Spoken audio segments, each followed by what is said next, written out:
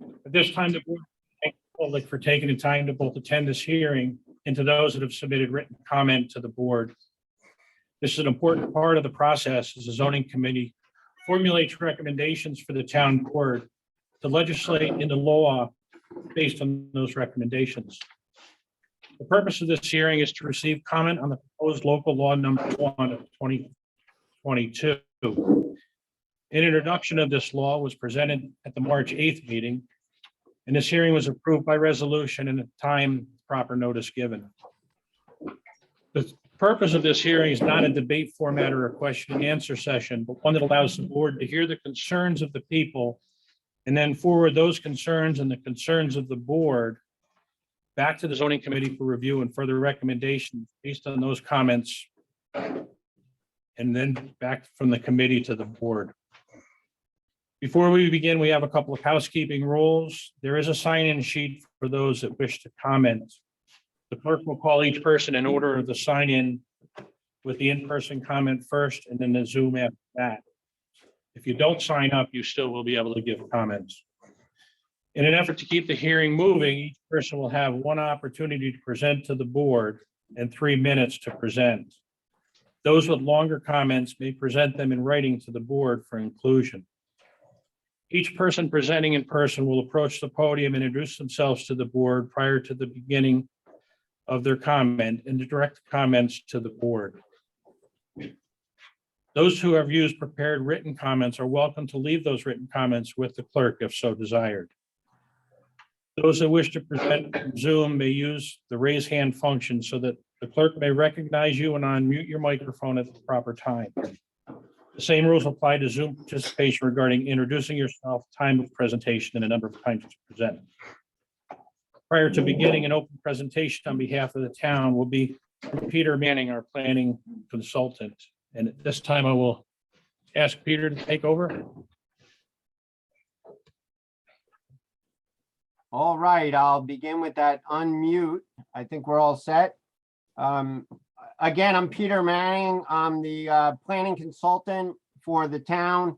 In particular, I work with the zoning revision committee, and I worked with residents in the town board and the comprehensive plan committee on your recently completed comprehensive plan. As always, thanks for the opportunity to address the board and the public. And I want to take a few minutes to summarize a few things. For many of you, you will have heard this before, but I'm going to go over it again now, as it may be even more important in light of some recent comments that were made regarding this proposed local law. So let me begin with the background. I began working with the town in 2015 following a grant that the town received to improve their zoning, subdivision, and other land use regulations to enhance water quality and environmental protection. A land trust from Pennsylvania, who works in the Upper Delaware watershed, was involved. They conducted a pretty thorough audit of your zoning and your subdivision law.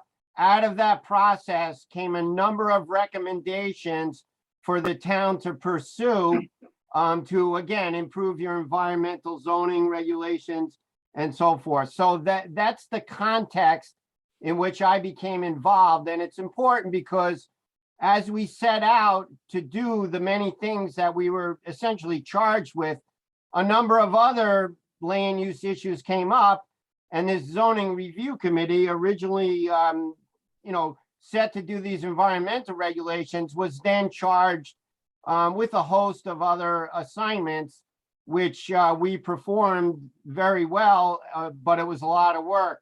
And I'd like to again commend this volunteer, for the most part, zoning revision committee in all the work that they've done and they continue to do. Regulations are an important tool in a town, and they've done a great job on really what's a monumental and ongoing task.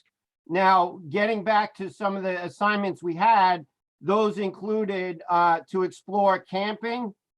At the time, there was a lot of increased uses in camping, and there wasn't a lot of regulations or ways to manage it. At the same time, this committee looked at, well, if I own a piece of property, what can I do along the lines of camping and not have to go through a lot of regulations? So they looked at management of these uses, and they also looked at permitting process and property rights. We also developed a solar energy law. We also explored short-term rentals. We also drafted a mass gathering law, and we also drafted a noise regulation. So again, hats off to this committee for all the work that they do. And right now, we're engaged in a thorough review of the zoning regulations, as there are many parts that continue to need improvement. So in the larger scope, this local law is part of an ongoing and comprehensive process. Now, that's a good preface to the explanation of the local law, because it contains some of those environmental regulations, some cleaning up of the zoning law, some things that were left over from older work on the committee, and so forth. So what you have is a mixture of different zoning amendments. And again, they're all designed to improve the regulations and really the quality of life in the town. We know that sometimes things are contentious. And again, this committee really took great dedication and commitment in their work. So among the features of this local law, you have a zoning district change in the downtown area. Several parcels are now becoming part of the downtown business district. They were just outside that in the next district. And I think it's about 7 acres and 11 parcels or something like that. And it's all detailed in the local law by tax map number. And we have, of course, the changes on the proposed zoning map. Another item of the local law is to adjust the schedule of uses. And this is very important with regard to some of the comments that were received recently. And I want to get back to that. But essentially, you have some adjustments in the schedule of uses. And some of those adjustments are reinforcing laws that were already adopted. So I'll get to that in a moment. Again, the environmental regulations are a good part of this local law. You have, and this came up in the comments, you have regulations for clear cutting. So when you make a regulation for an activity, it becomes listed in the schedule of uses, right? So it's not just that that use is allowed in that district. What it also does, and this is the case in clear cutting, is it allows the town to review the activity, right? So prior, and still now, before you adopt this law, there's no regulations to manage the activity of clear cutting, as well as forestry, and how you, remove topsoil from slopes and things of this nature. So the clear cutting and the forest management and the timber harvesting, all these regulations are designed to better manage and balance these kinds of uses that have environmental impacts. We also have, along the lines of environmental amendments, we have changes to the parking requirements to have less of an imprint on the land. There are related landscaping requirements that assist in not only the aesthetic appearance of parking, but in mitigating stormwater impacts. And you'll see language in there on stormwater as well. What you also have is a very thorough revision of the Zoning Board of Appeals section of your local law. Much of the language comes from the state statute. As you probably know, or at least many of you do, Zoning Board of Appeals is a complex process. So the better we can explain it, the better it's going to help everyone, applicants, code officer, Zoning Board of Appeals. So that occupies a big section. Now, let me focus on a couple of things I mentioned. In 2017, zoning amendments were passed to allow campgrounds and RV parks in, I think it's all the districts or most of them, it's in the law as allowed uses, but subject to special use permit review. So this is very important. The law was already changed to allow those uses. What you see in the current law is putting those in the schedule of uses because that was not done in 2017. And again, you know, this committee is busy. We've been doing a lot of things. So this is a follow-up action just to reinforce the changes that were made. I explained clear cutting. Yes, it's in the list of special uses in certain districts. But again, that's so the town now has review authority over certain activities as explained in the law. Now, with regard to parking, again, you'll see a lot of adjustments, and those relate to some environmental impact mitigation. But there's also a newer section that we put in more recently. Again, these changes go back a number of years, but more recently, to give the planning board and the code enforcement officer more flexibility when it reviews projects in the downtown area. There's a clause in there that gives them that flexibility to try to better accommodate businesses in terms of looking at solutions for parking that don't necessarily require things that aren't able to fit on a given site. And, you know, the zoning is only going to do so much for some of the parking challenges that you have. So the committee has done a good job with that. We also recognize that parking is a larger challenge in the community. There's a town board committee, and there's a number of projects trying to tackle that. So that's kind of a comment on, there was one letter submitted on extensive parking comments, and we'll have more of a chance to digest that. But just to say that the zoning can only do so much. Now, just to clarify my role, I provide professional assistance to any board or officer in the town that requests it, but specifically, I work with the zoning revision committee, and essentially I help the town do what it wants with regard to what the goals of the comprehensive plan are, with regard to the statutes, as the planning board, for example, exercises its authority in the statutes. I provide assistance to make your zoning law, again, a very important tool to make it more user-friendly, to make it more understandable, not to hold up applicants. So that's basically everything in a nutshell, with some treatment of some of the specific comments that we received. Now, going forward, if and when the board would like me to answer questions, that's up to them. I'll be on hand here as we get into this. So again, thank you for allowing me to address the board and the public. Thank you, Peter. Does the board have any questions for Peter before you? Peter, just for the sake of everyone's clarification, when you talk about special use permit, could you just very quickly walk everyone through that so they understand what's involved? Yes, and who's asking? Greg Triggs. Okay, yeah, it's hard to see. Absolutely. So a special use permit is a statutory authority that's available from the state of New York if a municipality chooses to utilize it. Of course, the town of Tustin has, and they have given that authority to the planning board. Now, a special use is an allowed use subject to the criteria that's laid out in the zoning law. Its purpose is to ascertain the harmony of the use with the neighborhood and the zoning regulations. So in a nutshell, it's an allowable use, but it's got to be able to fit into the neighborhood. And the way that's done is through the criteria that is affixed to either a specific use or a number of uses in general, as explained in your zoning law.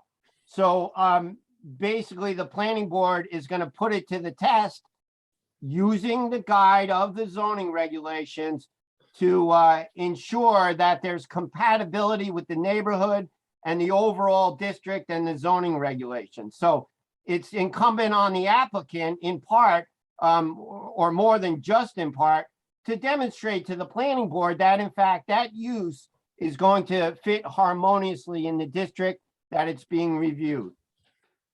And Peter, just to further clarify, would the neighbors have the opportunity to weigh in at the time that that permit is requested? Yes, in the statutes, you must hold a public hearing on a special use permit application.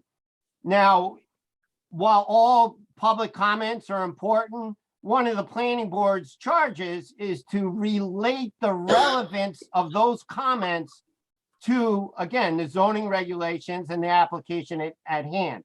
So if somebody goes on for 10 minutes about something, it may or may not be within the planning board's purview to apply those comments. But the short answer, yes, not only do neighbors have a chance to speak, but a public hearing is required for a special use permit.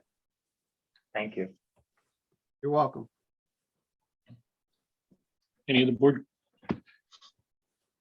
Crystal, you want to start with your list? Let me just move my mic. And Brendan, you're. So we're gonna put this mic here, this way. Everyone here can hear you and everyone online. Great, thank you. Thank you, Peter, for that background. Thank you, board. I'm here to talk about parking. Parking, my favorite subject. I'm going to start off by reminding everybody, we have a Tustin zoning law. This is the law of the land. It was established. Brandon, you're making your presentation to the board. To the That's board. what- Okay, okay, very good.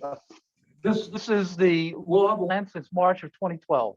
Everything that's done in the town is supposed to comply with this law. So parking. We want to differentiate with parking demand and parking supply, because they're two very important things. And I'm a big proponent of parking. I would love for the town to have more parking, but you have to have the supply before you create the demand. The demand before the supply is bedlam. Peter used a great term, harmony. If you have more demand than you have supply, you're not going to have harmony. But let's put them in the right sequence. And the town needs to do everything it can to create the parking supply. The Tustin Comprehensive Plan 2021 mentions parking 32 times. 27 times it refers to a shortage of parking in the town. The action plan of 2021 comprehensive plan twice recommends that the town needs to increase parking. I can go through time and time to all the points. You can read it. You can see how the town has recognized the parking supply is short. It needs to be increased, and it needs to be increased before you increase demand. So just a couple of points. The town has recognized this. I think the town has made some efforts to increase parking supply, but the parking supply on the far side of town doesn't help the near side of town. The parking supply has got to be proximate to where the demand is. To that, what we're recommending is that the town engage a professional firm to study the traffic and parking situation in the town and conduct a really professional study. Where is it needed? To understand where the potential is for the demand to grow based on economic development in the town. And only after that study is done and after the town creates the actual supply, should there be permission to grant the growth in the demand. I'm going to ask about the parking committee. I volunteered several months ago to be on the parking committee. I've spoken to Al Smith a couple times. As far as I know, the parking committee has never been called into action. I would like to serve on the parking committee. I think I have something to add and something that would be of value to the town. And I hope the parking committee gets going soon. I hope the parking committee has some actual leverage in terms of what they're willing to do. There are, in this code, there are proposed changes that are inconsistent with the comprehensive plan. And I can read the sections and I'm not going to fit it all in 3 minutes, so I'm not going to try. But the town needs to really take a methodical way to study before they go spending money, where is the parking needed, and apply the funds that the town has. And, you know, there's been another proposal, which I don't know why the town hasn't acted on it. I've spoken to the code enforcement officer about it. Other people in the town have told me about it, that if somebody needs to, has a demand for parking that exceeds the supply in proximate distance, close to that particular need, that they should fund a parking committee, a parking fund, excuse me, right? And that if you needed 100 spaces and you can only provide 10, then you've got to fund 90 spaces. And the town would have to put a dollar number on what that is, but the town needs to raise the money to be able to purchase land or create a parking structure or do something to increase its parking. And that's the way that other towns have done. And I would suggest the town should seriously consider it. Your time, Brendan, if you could look to my dog. Look, the heart of the matter is the town needs to create the supply before they create the demand. Thank you.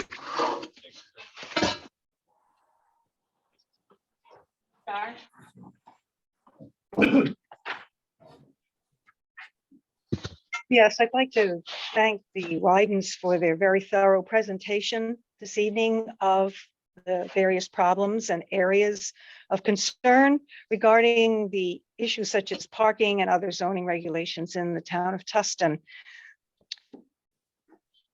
Based on that, it appears that local law number 1 that's before the board this evening is a flawed document and certainly has many areas of extensive concern about parking and zoning issues that have not been addressed in local law number 1.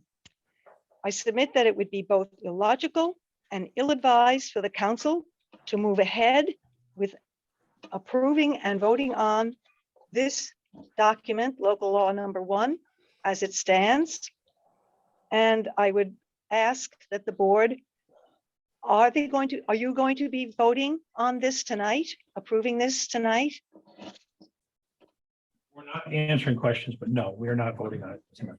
Okay, so hopefully there is still time then to have these concerns that have been raised, and some of these issues go back to 2013, 9 years ago, where they still have the same exact problems that were being talked about then that are being not addressed in this local law amending the town's zoning and subdivision laws.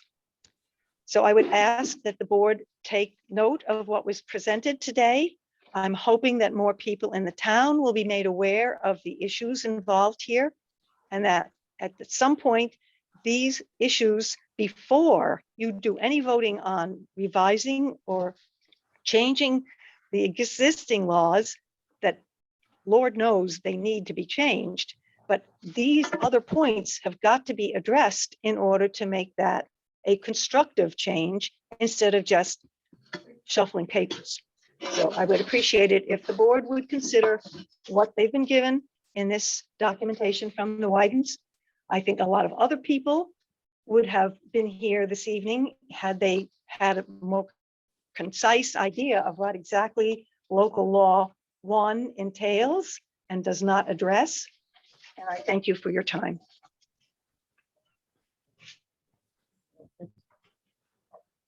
Carrie Engelhardt.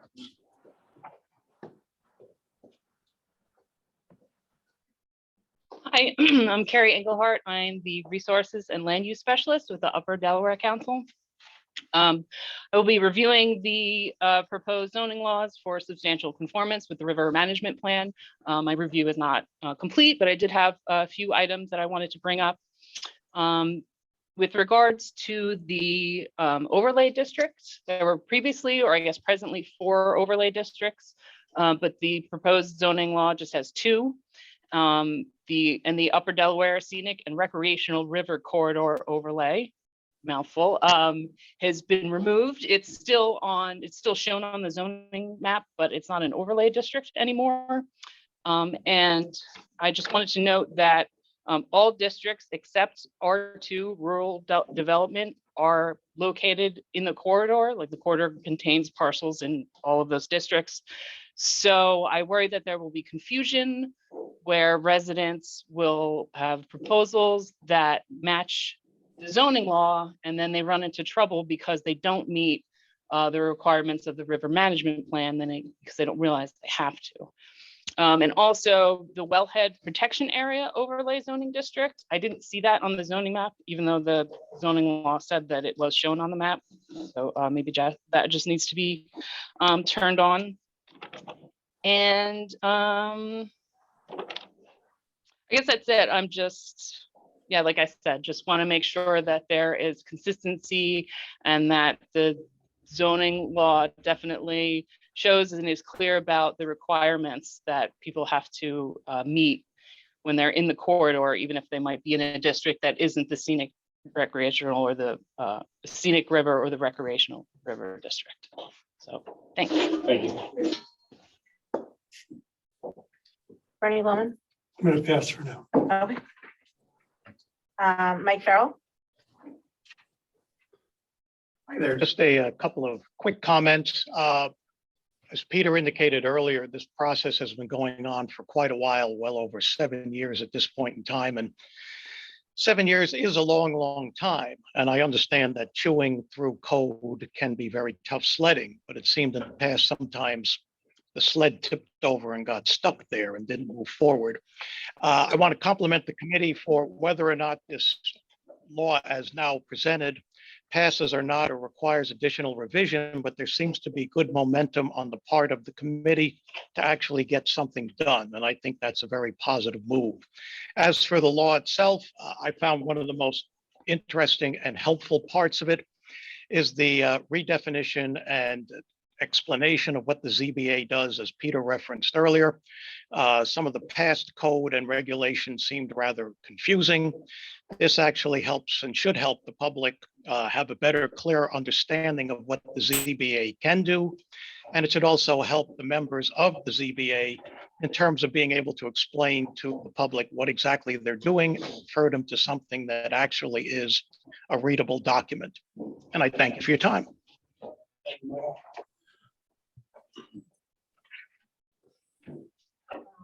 Vicky. Was there some? We'll go with Vicky and then go backwards. I have two pieces of commentary here. Pardon?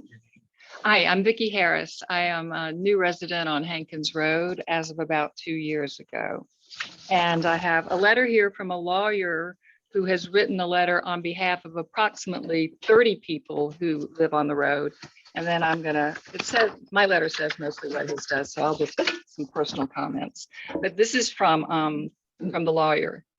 Dear Supervisor Johnson, I don't know which one of you is supervisor. Dear Supervisor Johnson and board members, this office represents Gail Rubini, Conrad Gleber, and other homeowners living on Hankins Road and Crawford Road in the Scenic River SR zoning district.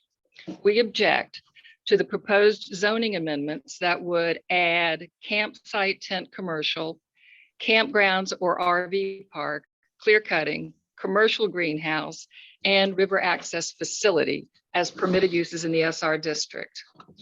Under the current SR zoning, the only principal permitted use is one-family dwelling units.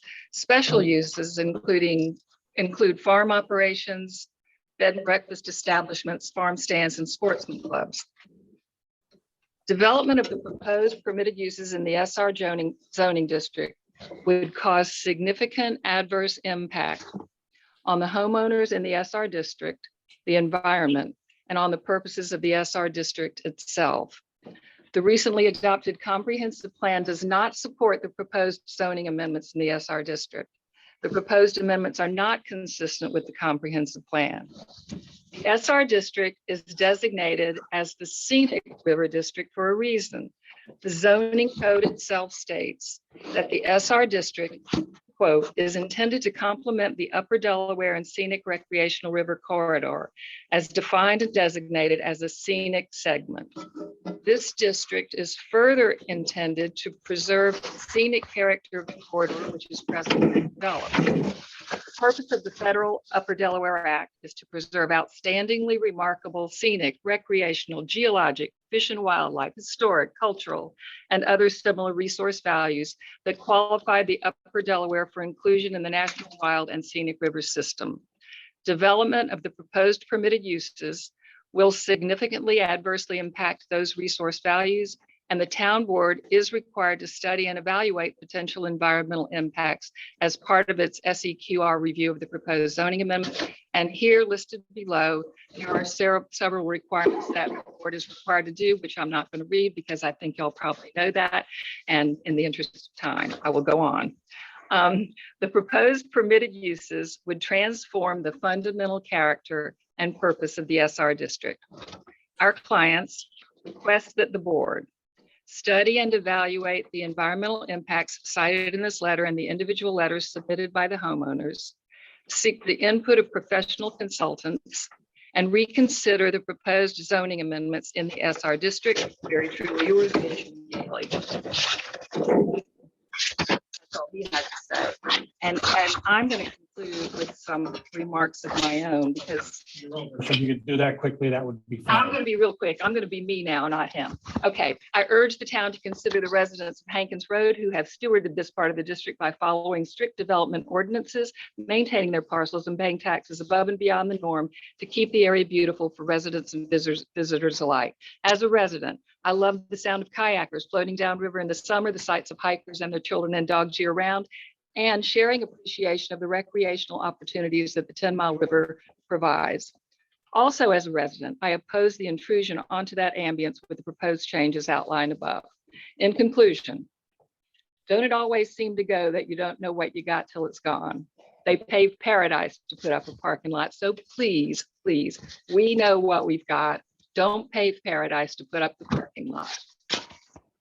Thank you. Ken Sorenso? Ken? Okay. Left. Liam? Sorry, I thought it was just a general sign-in sheet. Okay, that's all right. Be in order to speak. Yes. Yeah, that's okay. That's okay. Not sure.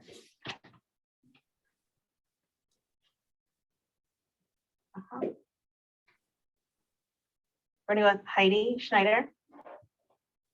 Heidi. Do you have any comment you'd like to make? No, okay. Susan Sullivan? I also thought it was the sign-in sheet, but I'm glad that I signed. Okay. Because maybe, okay, what I am confused by, I'm looking at this and my look at it was very sketchy. And it comes from the perspective of being your Upper Delaware Council representative and understanding the intent of the river management plan pretty well after all these years. And so I am totally confused as to why the Scenic River District would, under principal permitted uses, include the word commercial. Then we go to, and I don't know what that means. So I assume somewhere there is a very long definition, a very specific definition of commercial. I haven't read it, but commercial in that district is not the intent of the river management plan. And by putting it there, you put yourself in direct opposition to the outstanding remarkable values which the Park Service is dedicated to preserving. So that is a mystery to me. And the recreational river district as well. Commercial, why is it there? I have no idea. Under special uses, commercial recreation is a special use. That's perfectly understandable because there is a campground there. So maybe that campground wants to expand. That would be a special use. That makes sense. Under principal permitted uses, it makes no sense. Principal permitted uses belong. And notice that it's not in general residential. Everyone who's in residential, GR, has preserved themselves from commercial, apparently.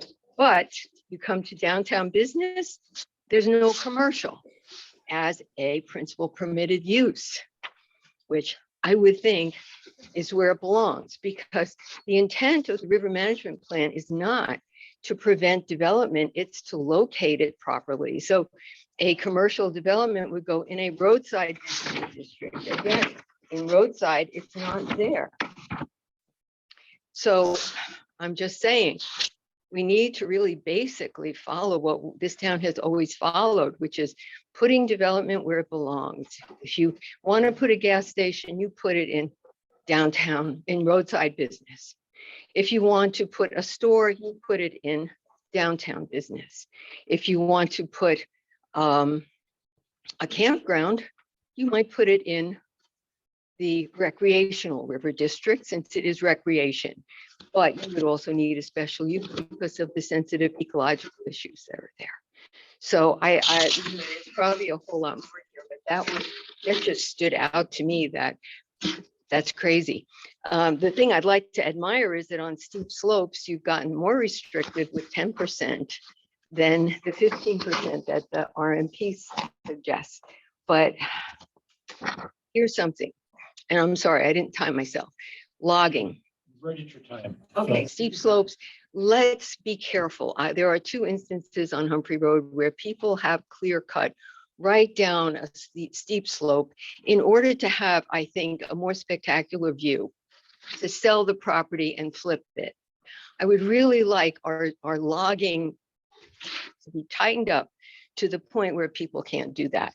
That's a steep slope, that's erosion, that destroys the river ultimately if you keep doing it. Okay, thank you. Thank you, Susan. Fabiana?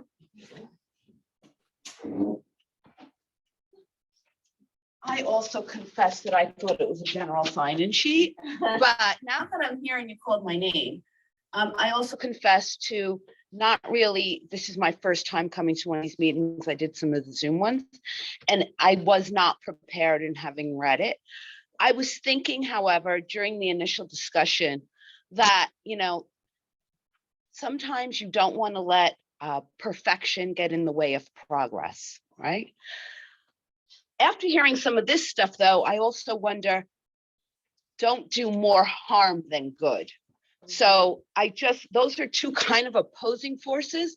And I guess it just leaves you, I'm sure you got that same sentiment, and it leaves you with a lot to think about. So your name is? Fabiana Lotito. Thank you. Brian Mendoza? I'm good. Peter addressed my comments. Gail? Oh, I just signed in. No, that's okay. James? I also thought it was. Okay, very good. Did anybody here want to comment that I did not call on? Okay. So we'll move to Zoom. Yes? Yes. Okay. We have Tony Ritter. I'm going to try to get unmuted. Is that okay? You are unmuted. Can you hear me okay, Crystal? Yep.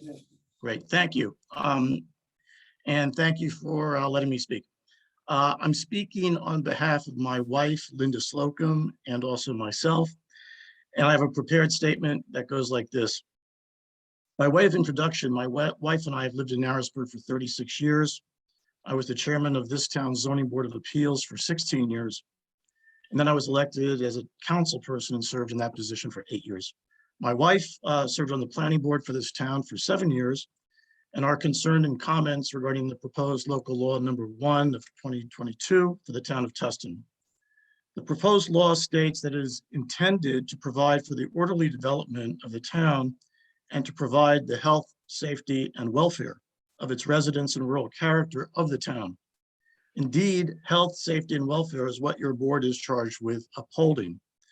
And our concerns are as follows. Number 1, there was no glossary provided for many terms, introduced the accessory dwellings.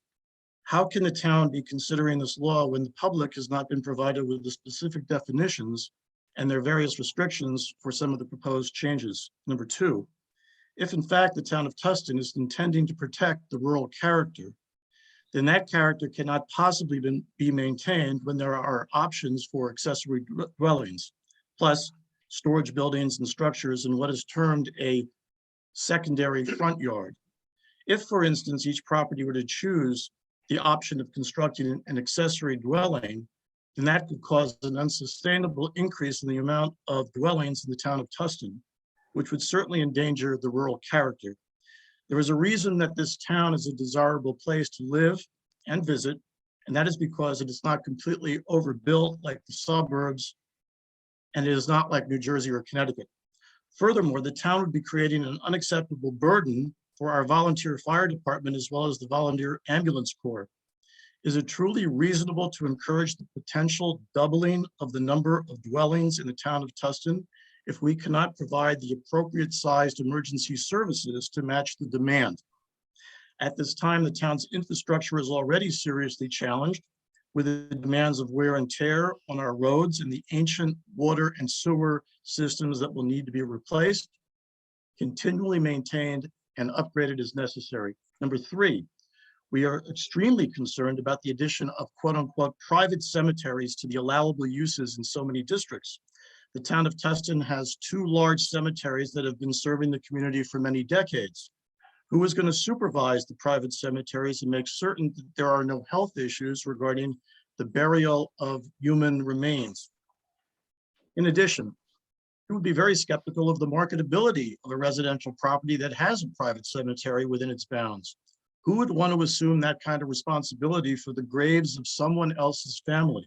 Number 4, there is absolutely no reason why a front yard needs to be broken up into a primary and secondary.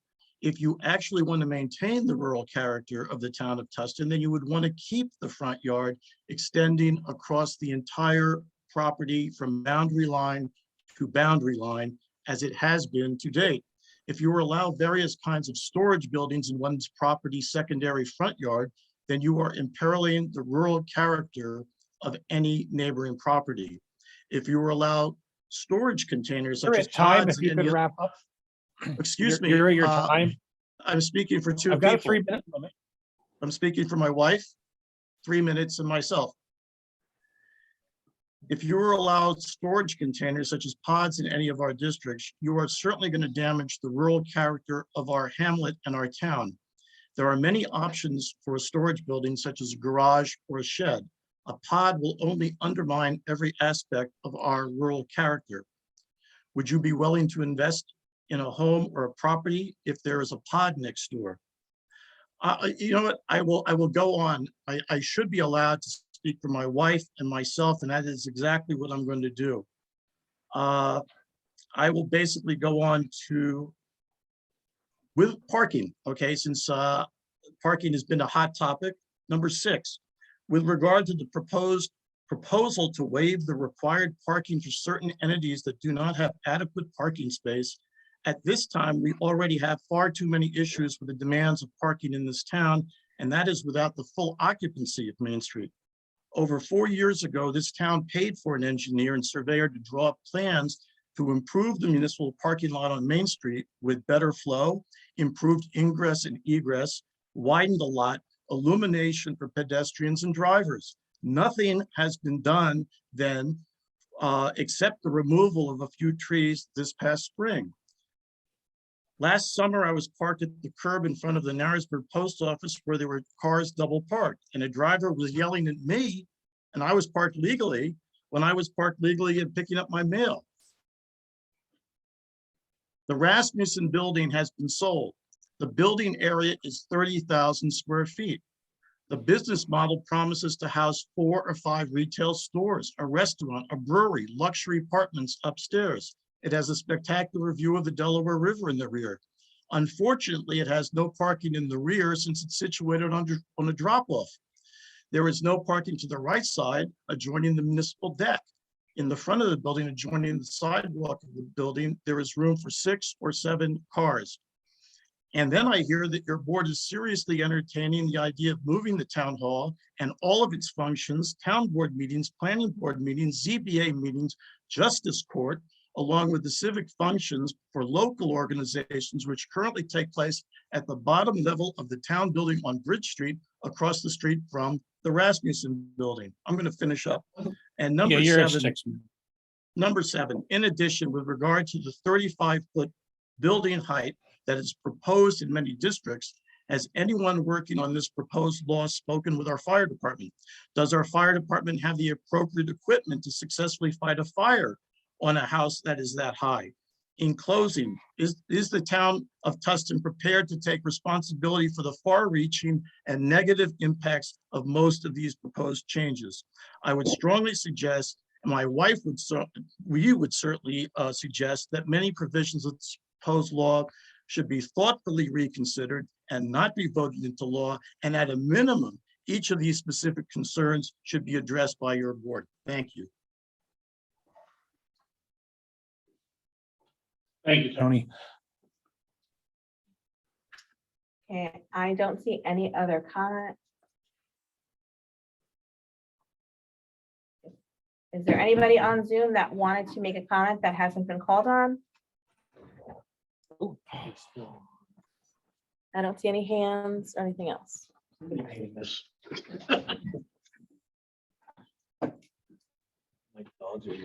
No. The comment? Seems so.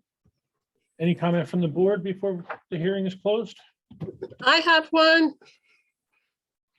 Ben? I see you, Jane. Go ahead. Okay, I would just like to, although Ben said it in the beginning of the public hearing, I also, as chairman of the zoning committee, I'm delighted that everybody took the time to review the proposal and make your comments. And this is government process at its best, and you're all part of it. And all of your comments will be considered. And I just want to say thank you. Yeah, I'll second that. You know, the comments are very informed and presented for the most part dispassionately, you know? We're all in this together. With that, I'll close the public hearing.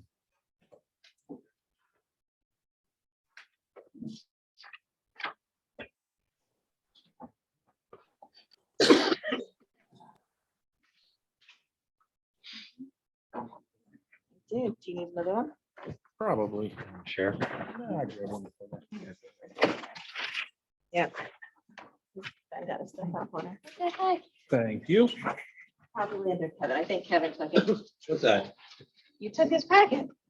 I gotta blame somebody. Yeah, all right. Okay. Yeah, I got it here. Yeah, Yeah, see?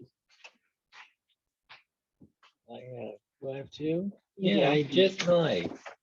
Yeah, this is your packet. That's okay.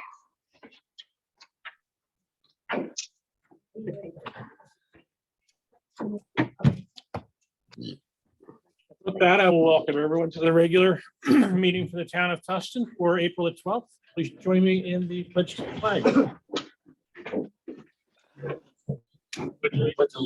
the flag, of the United States of America, and to the republic which stands one nation under God, indivisible, with liberty and justice for all.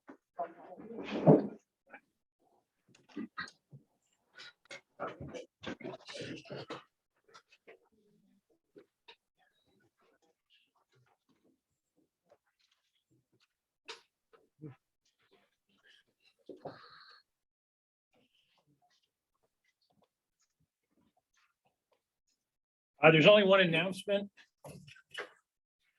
And it'll be hydrant flushing April 25th and 26th from 6 a.m. to 12 noon. On the payment of the bills, general expended $70,876.03, highway $72,358.63, water $18,000.03, sewer $18,962.46, lighting district $389.24, escrow accounts $97.50, for a total of $180,783.89. Kevin and Bruce, I believe, did the bills. Any issues, comments? A motion to accept and pay the bills as presented. I have a motion from Greg, a second by Second. Kevin. All in favor? Aye. I will abstain. Jane, Aye. thank you. Opposed. The division report for the water, sewer, the highway, and the assessor, they are posted online. We will do the live reports in the effort of expediency for this evening. Susan? Back up, please. Can you give her that little mic? Ken, would you mind putting that mic up on that for me, please? I appreciate it. Thank you. Okay, tonight thank you. I do have a special request of the board. You folks have probably read and heard me speak about the UDC's financial situation. And for the first time this year, we have a consultant, we have a complete analysis of the financial situation. And his determination is unless we change a whole lot of things or get new sources of funding, the UDC will basically become a non-functioning organization, lose another staff member. It was designed to run with a director, a publicity and grant writing person, a land use specialist, which is what Carrie does right now, and an office manager. Right now, we have a director, Carrie, and Ashley. And so we really cannot go any further in that direction. And so we are making an effort to approach the state of New York and the state of Pennsylvania.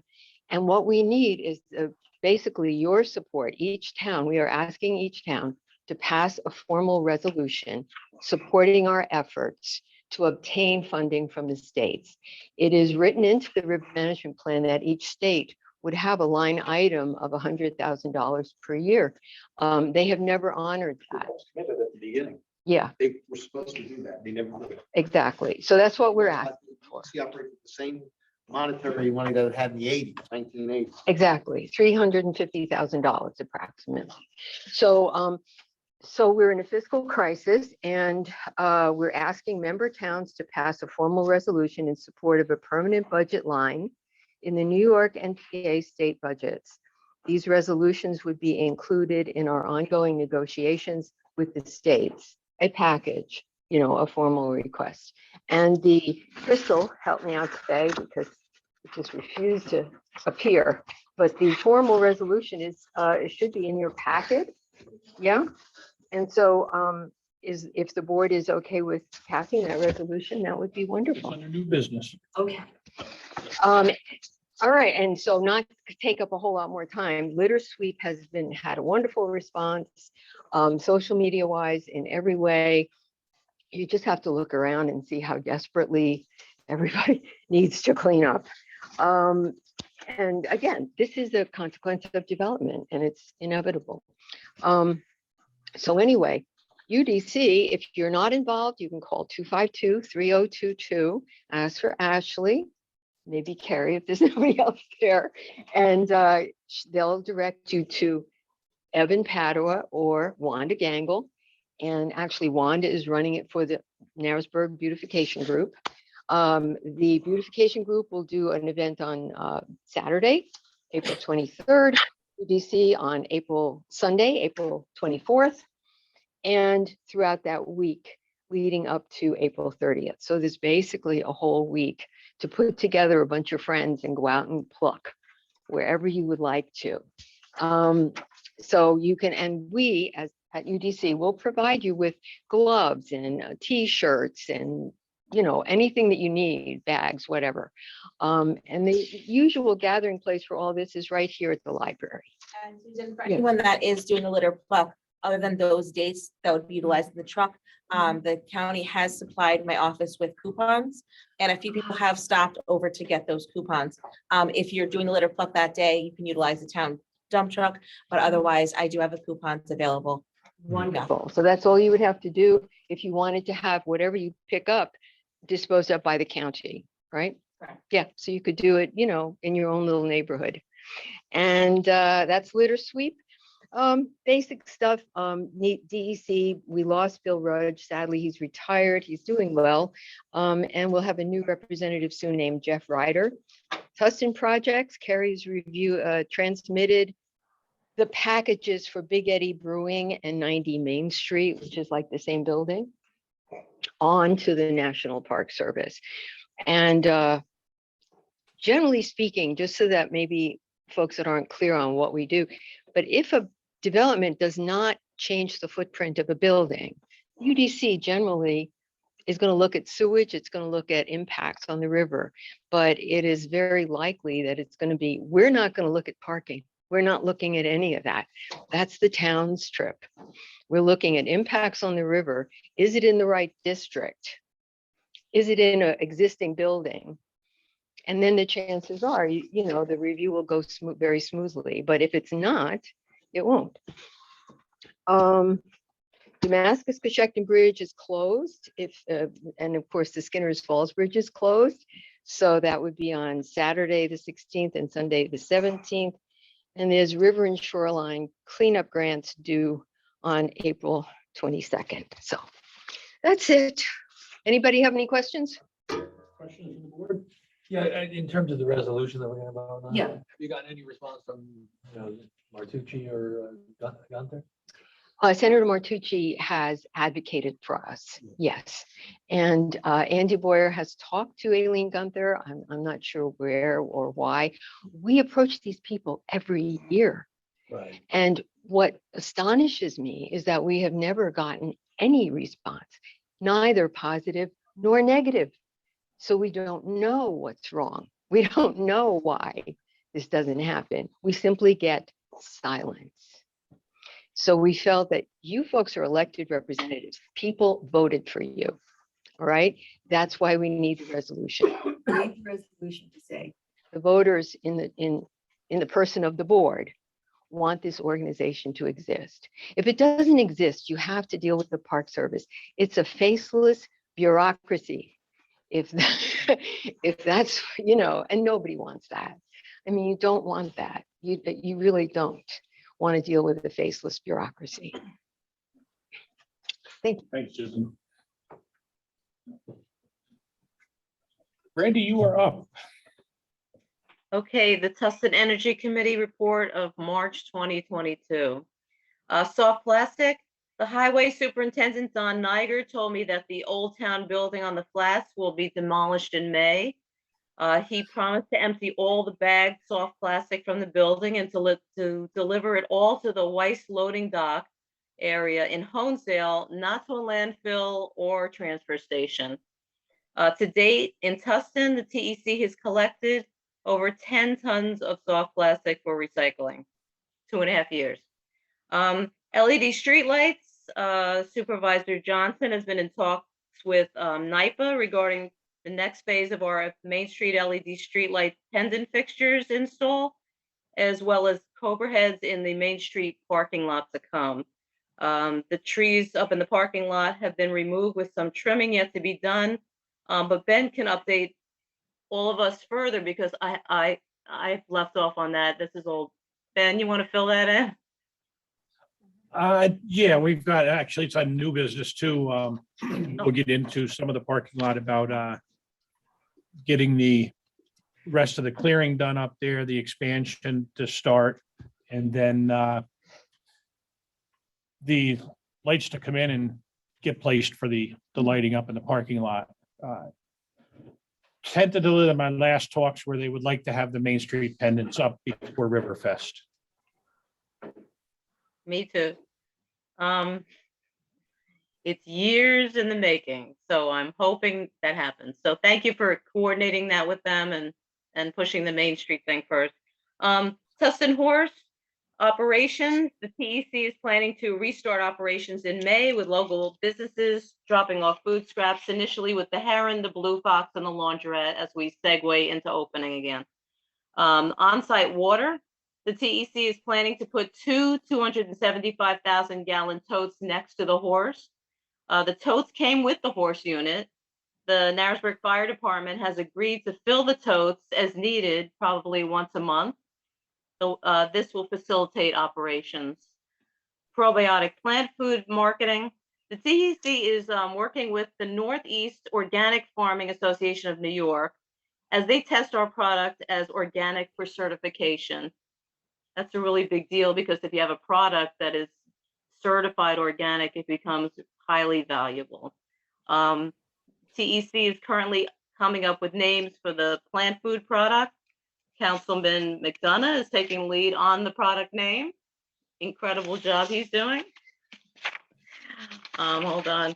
Higher education, the REIT Tustin horse case study continues. Interviews with the TEC were conducted this month. That was fun. We're exploring SUNY Sullivan occupational possibilities for interns wanting to learn about operations. It is a vocation of the future. We'd like to be part of that.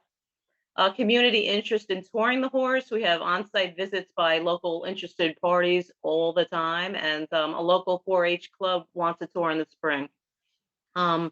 Jen just did a regional global conference, the New York State Organic Summit, and she presented again to a global audience about the Tustin horse. We really are kind of in the lead here, and people really want to learn about it all over the world. Lastly, NYSERDA's Clean Energy Communities Program. The TEC would like to apply for their grant of $10,000. We'd like the town board to approve moving forward on the grant application.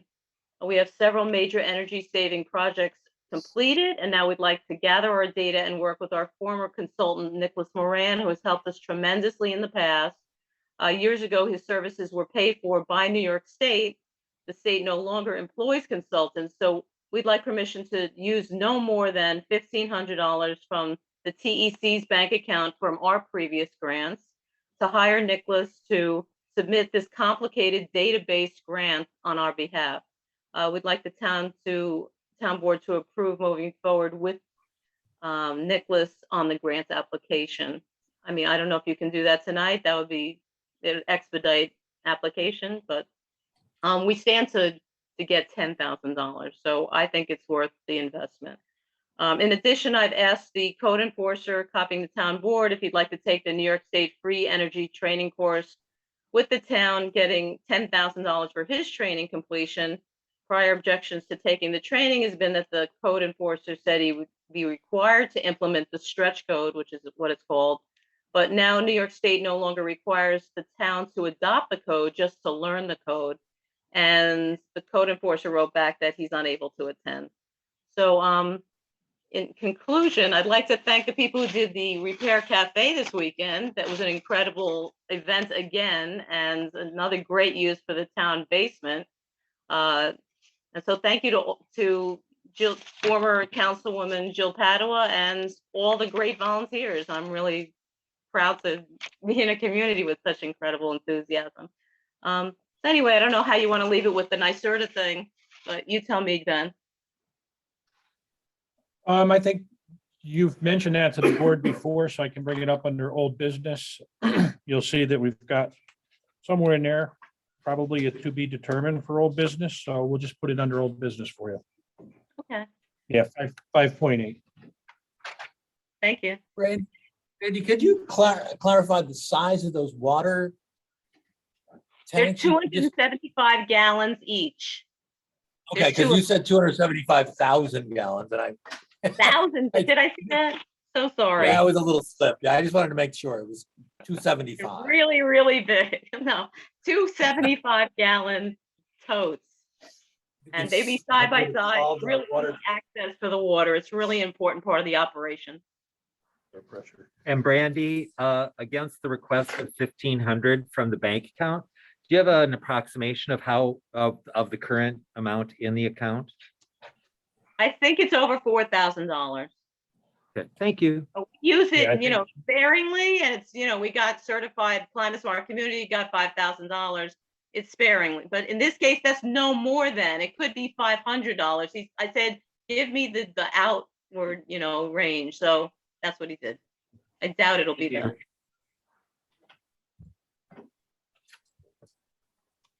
Thank you, Brandy. Jane, do you have anything that you want for the zoning revision committee?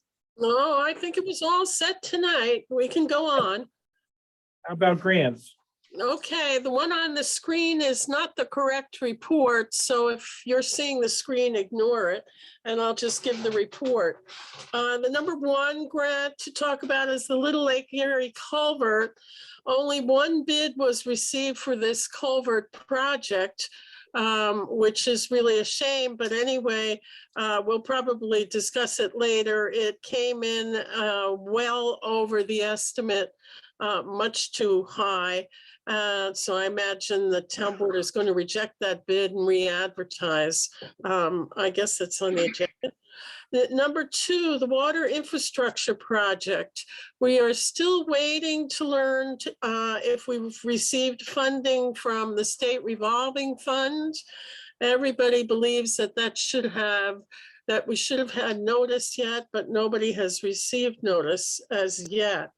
On that subject, I was on a conference call because Homeland Securities is offering money for flood mitigation projects, and we thought perhaps we could sneak in a little bit of water infrastructure project combined with the flood mitigation program that is out there.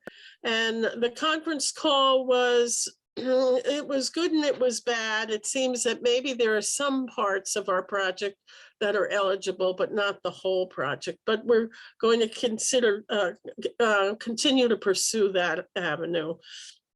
The plans in progress grant for the bathroom on Main Street was rejected. However, the county suggests that we reapply for the second round. So that's interesting. The UDC grant, the zoning update committee, continues to meet every 2 weeks. Sullivan Renaissance, that was the Kirk Road project, and I'm happy to say that we were awarded $20,000 from Sullivan Renaissance to landscape Kirk Road, and I'm really looking forward to that and that project. So that's the grants report. Any questions? Board questions? They say they want you to jump right into Water and Sewer Committee. Okay, the Water Sewer Committee is an interesting report because the committee, not the committee, several of us, Ben and myself, met with Delaware Engineering and our CAP representative, and we discussed, the meeting was to develop a strategy for funding for the upgrade of the system. And the results are that we're waiting to learn if we receive approval from the state revolving fund. Now, understand the state revolving fund, should we receive that money, it's 60% of the project, not the total percent of the project. So they'll pay 60%. The committee will request the town board to approve up to $15,000 for Delaware Engineering to prepare the preliminary engineering report in the format required by federal grants. And oh, isn't this crazy? But grants, the preliminary engineering report, when it's submitted for grants, each organization seems to have their own format. Right now, because we submitted to the state, Delaware Engineering formatted it for the state. If we don't get state funding and have to go to federal funding, then Delaware Engineering will now have to change the report to fit the proper format. So later on, I guess on the agenda, we'll approve up to, we're going to request up to $15,000 for Delaware Engineering to prepare the PER in the format required by the feds. And then if we don't receive that funding from the SRF, then we'll apply to the USDA in October. The Water Sewer Committee also requests that the town board approve the funds to clean the water tank at the same time as an inspection is performed. I think we discussed an inspection already at a former meeting and probably approved that, but the committee is asking that the water tank be cleaned at the same time. RCAP has, in preparation for more grants out there and an analysis, RCAP has asked the water sewer clerk to provide past billing data. And then, oh, I did say that the Zoom meeting, that happened already. On the sewer side, the sewer policy needs to be reviewed. Currently, all customers in the sewer district are eligible for a pump out every 4 years. The pump outs cost money. We don't do it on the home front. We subcontract that out. But some people require more frequent pumping and they're not billed for that. Again, these things have to be tightened up, and so that has to be reviewed. Sewer rates will be reviewed. Meetings are scheduled just for sewer rates for May 2nd, May 9th, and May 16th at 8 a.m. Dave Buns, our consultant, will try to get comparison billing rates. General applications for new water and sewer hookups will be reviewed. The applications don't seem to give all the information necessary. And special procedure rates will be reviewed as well. So it's an active little committee. And I guess that's the report if anybody has a question from the board. Jane, with the, since Delaware Engineering is gonna be rewriting that application, changing the specs, whatever it is from Yeah. the state to the, can we sort of get an idea of the timing? Can we actually ask them to sort of go in slow motion so we know from the state? All the water sewer committee is saying at this point is please approve the funding if it need be. We're not even going to ask them to do it at this point. But because when we do find out that if we don't get the SRF funding from the state, it might have a short time frame for Delaware Engineering to do the work. So we'll be on board with an approval to spend the money, but we don't want them to start, and we are not expecting to spend any money unless it's necessary. Yeah.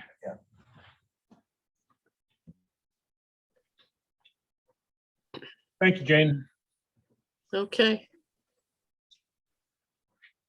Before we move into old business, we will open the floor for public comment. Yes, Star. Come back up to our. I have actually a question to Sue Sullivan. I was told that the litter pluck and cleanup would not be accepting tires by the town, and I wanted to know if the county would accept tires as part of that litter pluck. I'm not sure about the litter pluck. I know for the town, they're not going to accept tires for the cleanup day. Right. So, but Tires are accepted at the county. I don't know if they're going to charge for the litter pluck tires or not. That I don't know. but if we have a litter pluck, that tires can be considered part of the litter? Clarify with the county, but I would assume so. Yeah, There's no on there are little coupons. It doesn't say no. So Thank you.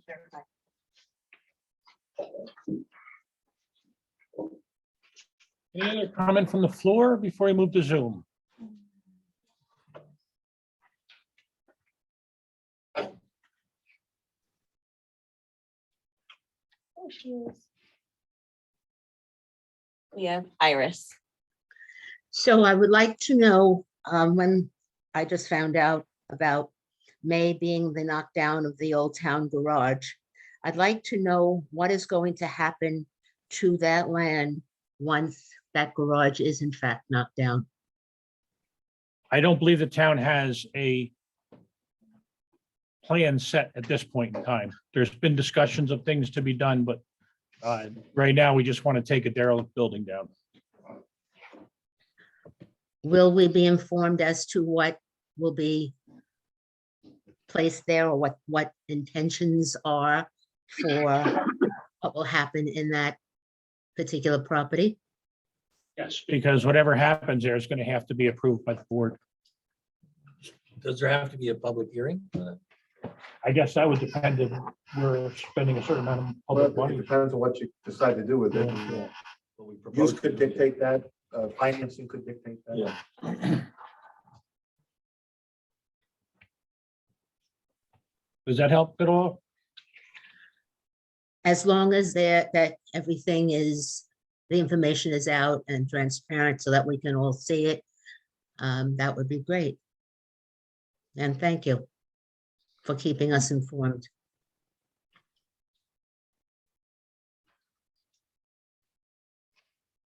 Anything else, Crystal?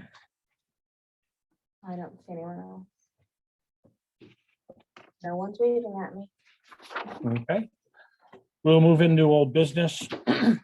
The lawn mowing, obviously, we did not get any bids on that. I know Kevin had sent an email regarding somebody that was interested. Yeah, Ralph Rendell, he used to be do handiwork for the library, and he now does only lawn and I think, snow. And I told him, I gave you his number, Okay. because I didn't want to give specs I didn't know. Right. I did not contact him because prior to that, I recontacted Glennie Swenson, who has done it in the past, both as a bid, and then last year we hired him as a part-time to do it. He did it with his equipment. We paid him by the hours. He is willing to do it again this year, if the board so desires. The rate that he was looking at was $35 an hour. How much was he paid last year? $25 an hour. I think between not wanting to do it and it's still gonna be cheaper than, well, we'd have to have the highway do it at this point or try to rebid it and then we would be down. I think at $35 an hour, we would still be cheaper than if we got a bid back on it for the amount of stuff that he wants to do.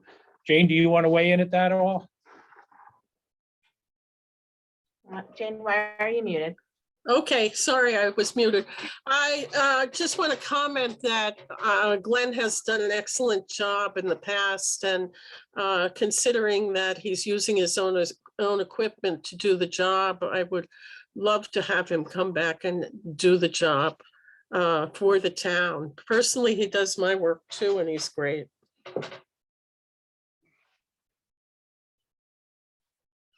I'll tell Ralph to, send us some stuff so we have it, because this comes up in January, right? Yes. Yeah, so, I didn't think of him until, I saw his wife and I said, oh, wow. I mean, he was one of those kind of. Comments from the board, ideas? How many hours a week does he tend to put in? I would have to pull it from last year. I believe last year he said it came out to about $2,500. I would have to actually pull it out. It might be a little bit more this year I know that Jane's gonna need him a little bit more on Kirk Road. Yes, I will, but I will also say that he has told me that he only bills for the amount of time that he works, whereas most times in the past, the agreement with the town was a contractual thing for an X amount of money. But he's very honest. If he doesn't work it, he doesn't bill it. He's not looking to milk the town. I think he's a great person for that job.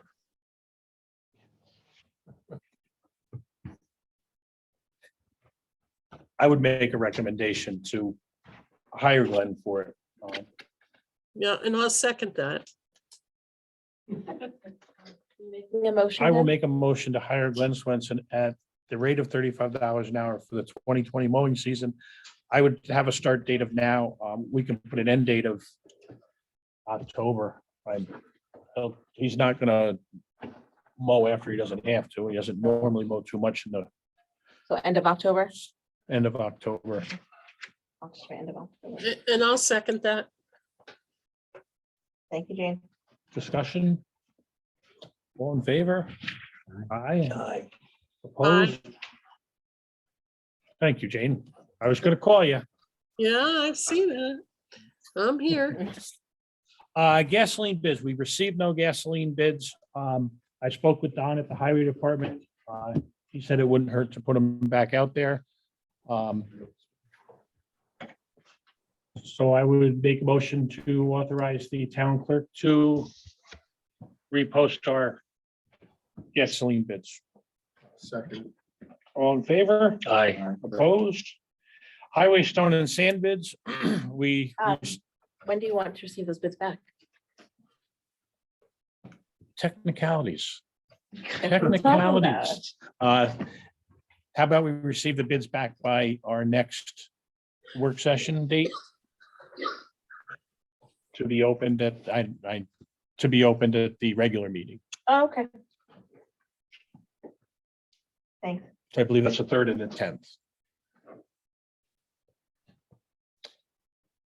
Highway stone and sand bids.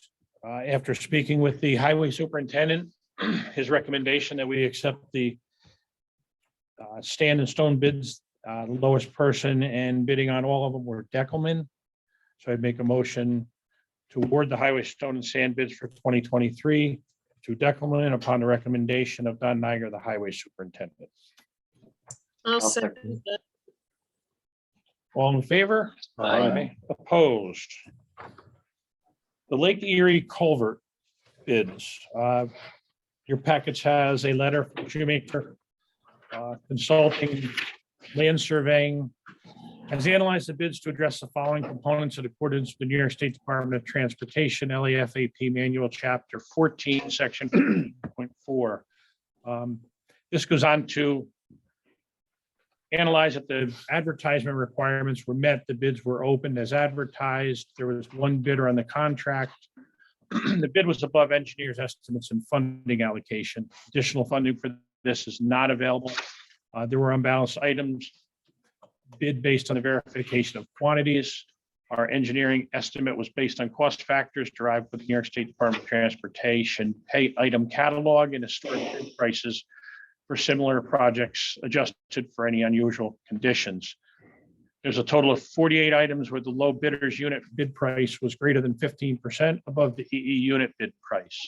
All the quantities for those items were reviewed for accuracy to identify any potential for significant quantity increases that might occur during construction. No major errors were discovered in the quantity workups or the prices.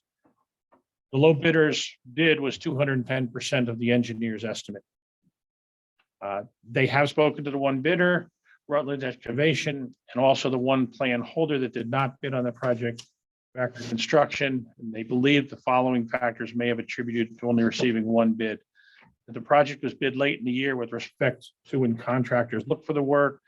The bidding timeframe was driven by two factors: one, obtaining the required right-of-way, which was delayed due to the yard sale property; two, the New York State Department of Transportation's desire to have the project let, meaning the bids open by March 31st of this year. So funding would be allocated under the state 2022 fiscal year. Many contractors have their schedules full by the time this project was bid. They believe the contractor submitted the bid may not have been familiar with the New York State Department of Transportation items. They believe the contractor who did submit a bid may not be as familiar with this type of work, especially the temporary structure, as other contractors. The current construction environment has long lead times for precast concrete structures in it, and contractors are weary of project schedules that do not have flexibility for this factor. The town's remote location makes it more difficult and costly for some contractors to staff the project. Lingering impacts relating to COVID pandemic on labor and material availability costs. Based on the above, SCE cannot recommend that the bid be accepted or awarded. Our recommendation is that the town reject the bid and rebid this project later this year. We want to list recommendations for attracting more business bidders, make the project plans available through an online digital platform, re-advertise in the month of August and allow at least 4 weeks for bidding, plan for construction to start in the spring of 2023 and completed by December 31st of 2023.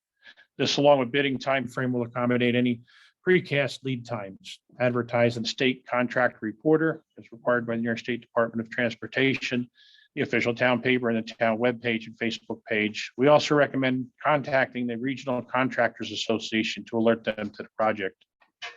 They recommend the EE be updated right before the project is rebid to account for any continued volatility in pricing.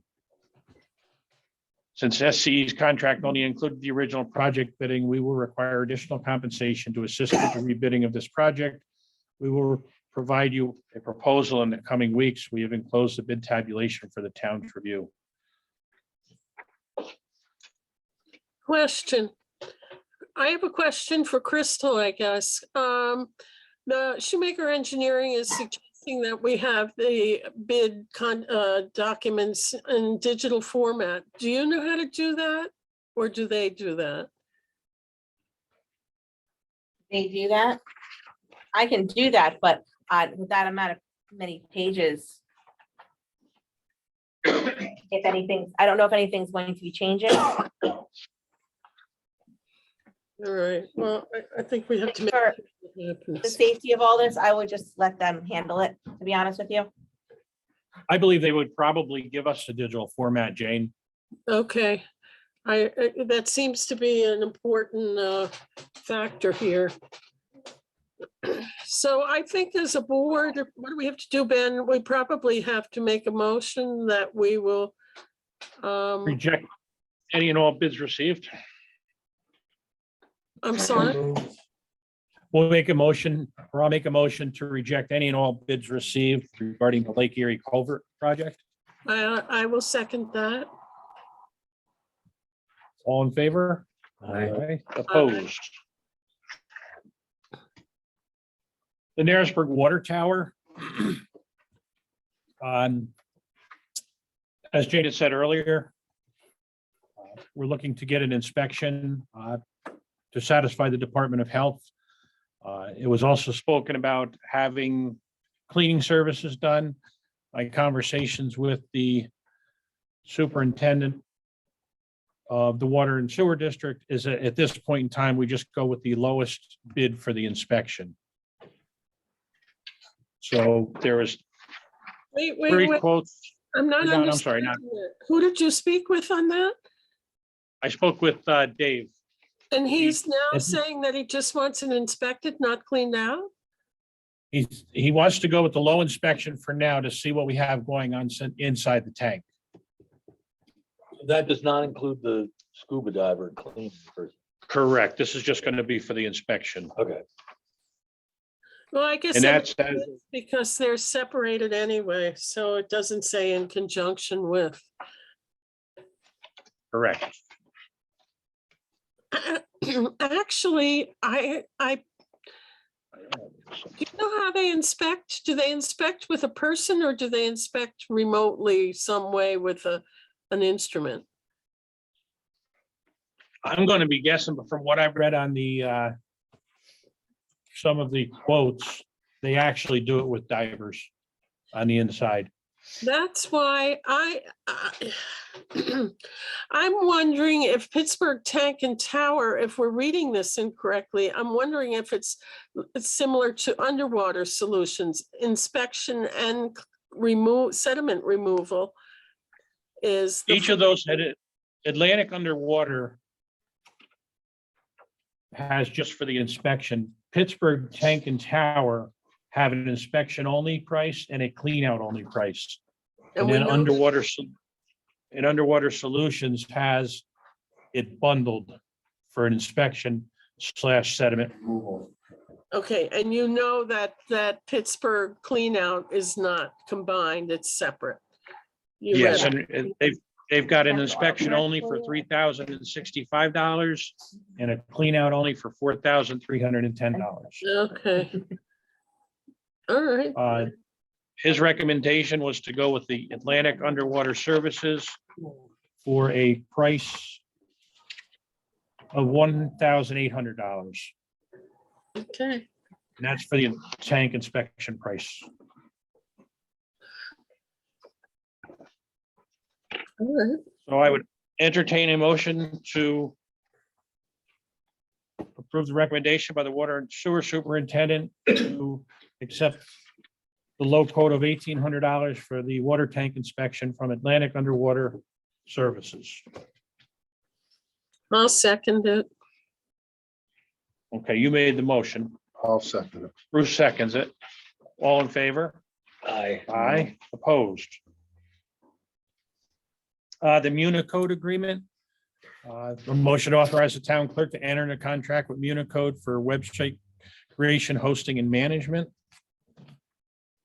Questions regarding that? That's the one, Crystal, that is a 5-year contract, but we can sever the contract after a year. Correct. Okay.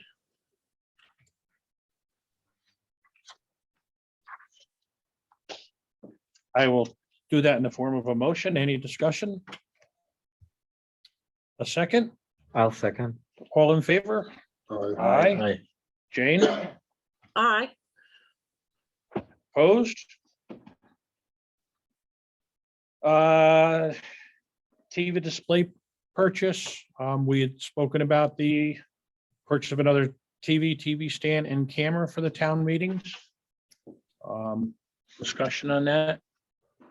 I've already been so negative. I'm not gonna say a word. You were positive last time. That's why it's back on the agenda. Nope, I understand. Okay. I would entertain a motion to authorize the clerk to purchase a second TV standing camera for meetings as per the current procurement policy.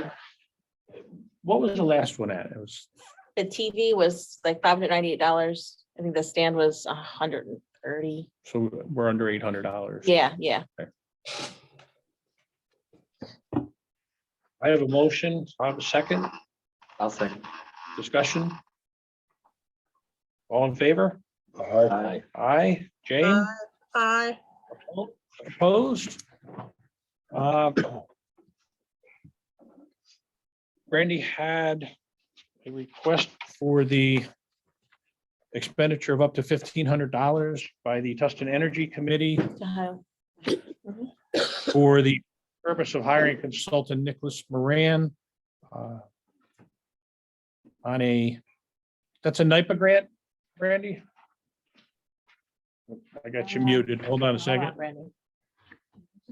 Oh, I'm sorry, it's NYSERDA's Clean Energy NYSERDA. Community Program, not NIPA. NYSERDA, okay.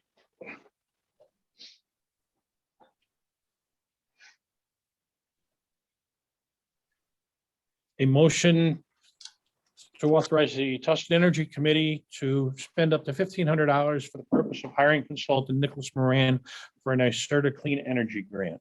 I'll make that motion. Second, I'll second. all in favor? Aye. Opposed? That was a coughing aye I heard from Jane. Oh. She's I'm making waiting faces for at you. public comment. New business, municipal cleanup day. The motion is set the Tustin cleanup day for Saturday, May 14th from 9 a.m. to 2 p.m. No shares will be accepted. And authorize the town supervisor to enter into the contract with Sullivan County. Do we want to do any EDM? The public has asked for it the past 2 years. We had a discussion about that, the mailing. Oh, this is a postcard? Yes. We usually do a sheet of paper, Yeah. regular printer paper, nothing too I wild. still find that's the most effective way. The year that we did do it, we did it 1 year for spring and fall, and we exceeded our tonnage actually. Yeah. But other than that, we don't typically see that, Yeah. those numbers. A lot of times after it's happened, people are like, well, I didn't know anything about it. So, Yeah. you know. So if we have that okay, then we'll try to get those out. I would say by the beginning of next week. Give people a heads up. I'll do the motion with all of those things combined in there. You got it. If we're going to do a direct mailing, then let's not do an advertisement too in the papers. That's fine. Good point.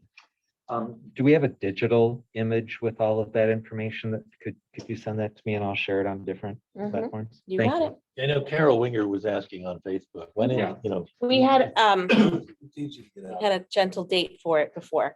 That's the only date the county had available and highway had available for us. So. Okay. You know, Crystal, if you're doing the mailing and it's one sheet of paper, maybe there's other information we can include on that. There will be. The Lions Club is also, we do have one that we're gonna do like we did last year with the Lions Club. They're gonna do the electronic recycling on the same day. So there's a price list that they're gonna give us to put on there. So if you'd be okay with me adding that to there. Yeah, I'm just thinking it's two sides of one. Is it an 8.5 by 11 piece of paper? Yes, we've done dog licenses in the past. We've done community events on there. We can get all sorts of good stuff on there. Right, that's what I'm thinking. All right, let me think about what else should be there, but when were you thinking of mailing that? Early next week. Early next week? That's really early. That's a month away. I mean, the sooner the better. People need to know. This way they're getting, and the mail is slow, but the sooner that it's out there, the better.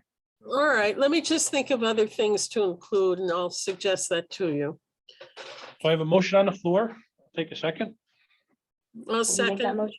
I made the motion. Jane second. All in favor? Aye. Aye, opposed? Mother? Uh, The liquor license? Yeah. Yes. If you wanted to proofread anything like that, I'm happy to. Okay, thank you. Pass that to them, please. Thank you.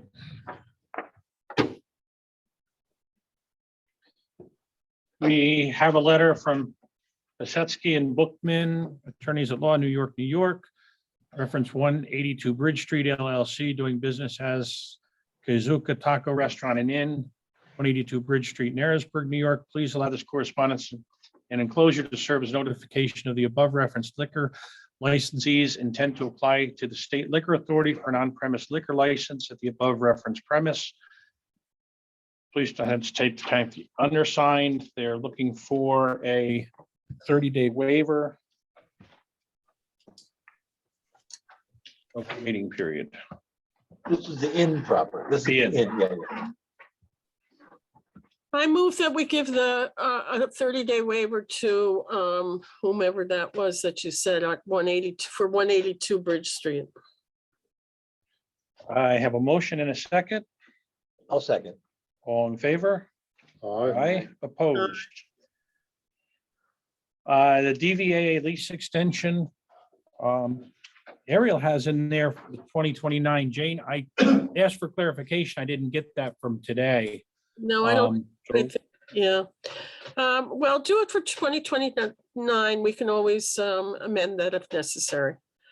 Okay, that was a question.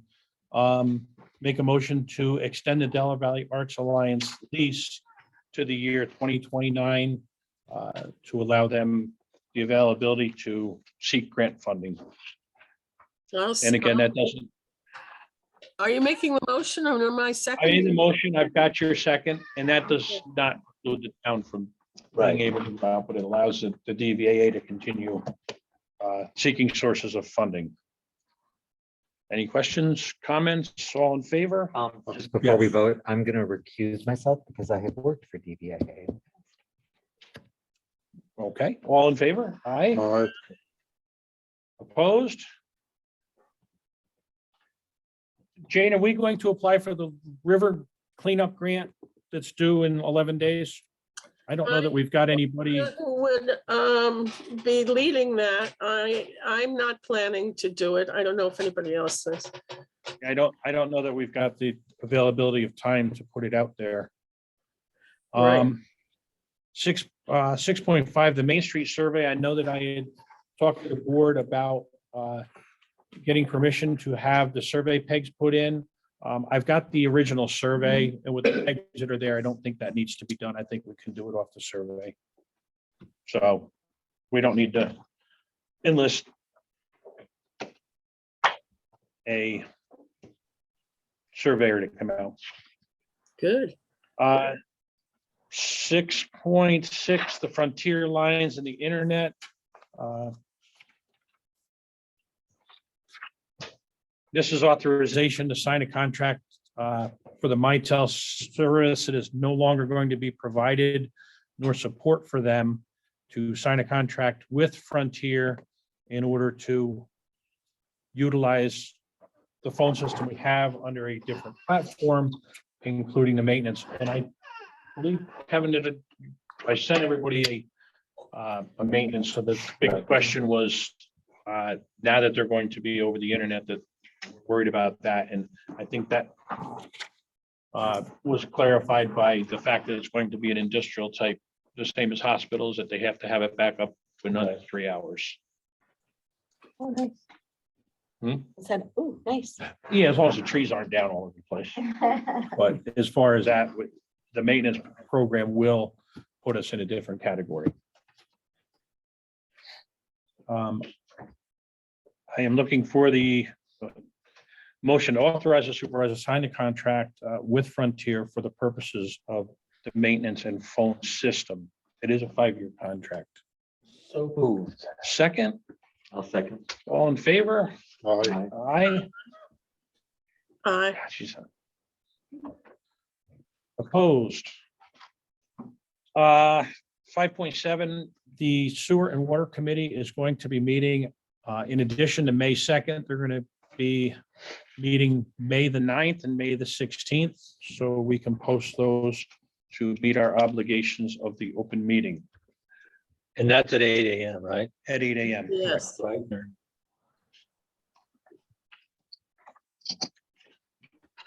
Bring your little cereal. 6.8, the UDC budget resolution. Board has this, whereas the town of Tustin is one of 8 New York towns with a combined population of 20,624, included in the 1978 federal designated of the Upper Delaware Scenic and Recreational River. It's 73.4 mile component of the National Wild and Scenic River Systems and is an actively participating member of the Upper Delaware Council. And whereas the Upper Delaware Council was created in 1988 to oversee administration of the river management plan for the Upper Delaware Scenic and Recreational River, and has successfully managed a unique federal, states, local governments partnership for 34 years. And whereas the operational budget of the Upper Delaware Council was planned at $300,000 federally and $100,000 each from the state of New York and the Commonwealth of Pennsylvania. But the $100,000 annual funding from the state of New York has never been fulfilled. And whereas an independent audit of the Upper Delaware Council's fiscal situation calculates that the financial atrophy will render effective operations impossible with a short time frame due to neither state's anticipated cost shares. And the federal government having failed to increase the 1988 funding level of $300,000, which has been diminished by inflation. And whereas the Upper Delaware River corridor has been ably conserved and protected for more than 3 decades with the stewardship of the Upper Delaware Council and its partners, sparing the state of New York the expense of managing its valuable resource, an important regional economic engine and recreational resource of national significance. Now, therefore, the town of Tustin does resolve as follows. The town of Tustin does urge the governor of the state of New York to create a budget line in the New York state budget, funding the Upper Delaware Council to the extent of $100,000 in 2022, and a permanent budget line in succeeding years to enable the Upper Delaware Council to fulfill the goals and obligations required through the enabling legislation for the Upper Delaware Scenic and Recreational River, which New York State agreed to uphold. And further, be it resolved that a copy of this resolution shall be sent to Governor Kathy Hochul and to the legislative members serving the river corridor. Jane, would you like to move that? Yes, I will move that, certainly. Second? I'll second it. All in favor? Aye. And opposed?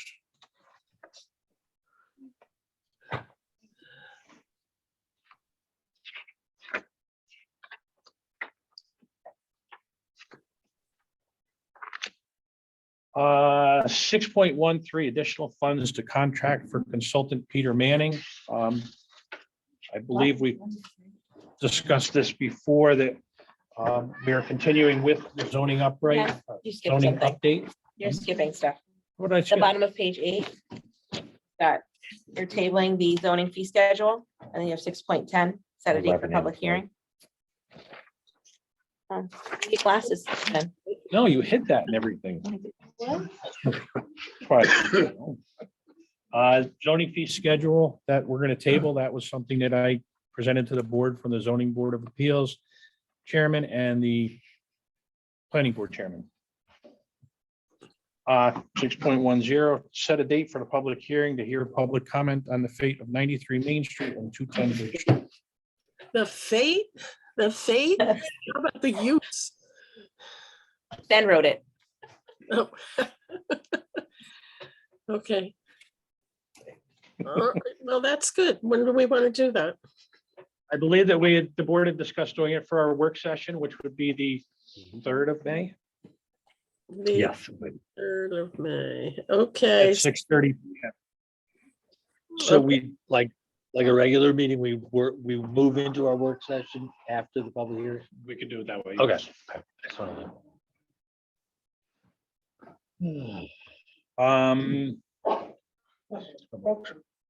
We need to add a board member to the parking committee and set a meeting date for the committee meeting. Bruce was already on it. I think I'm on it. Are you on it? I Well, then we don't have to put anybody else on it. because I think I'm on. Jane and I were going to recuse ourselves from it. Yeah, In the book here, it says. Okay. Bruce and I. Do you guys want to set a date? Can I offer Friday afternoons? I work.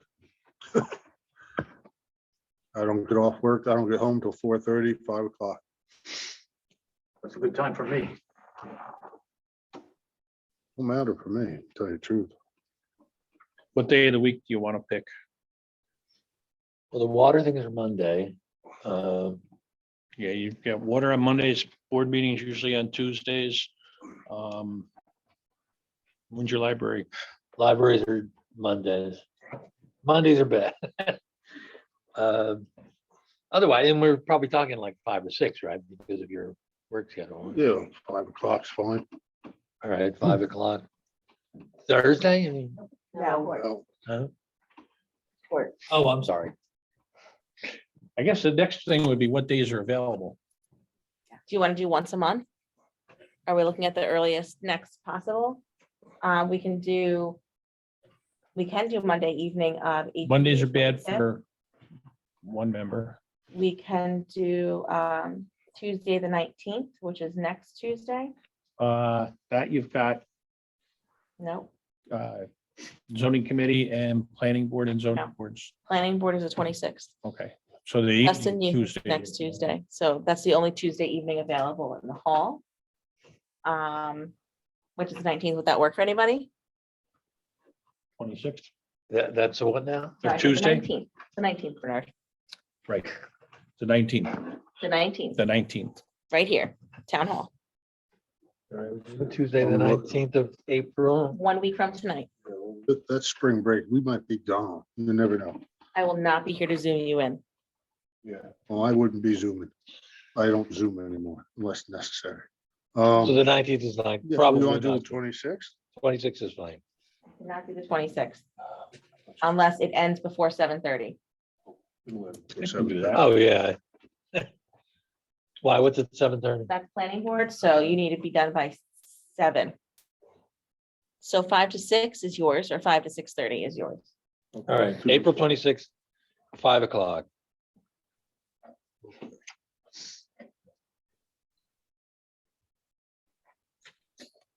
Okay, the next one is, I've got a, As far as reaching out, can I give Kevin the information for all the members? And that way, Kevin, would you or Bruce contact the members The members of the parking committee? who are, oh, I know. A list of them. All right. We've got Don Niger, we have Steve Gregoretti, Brendan Wyden.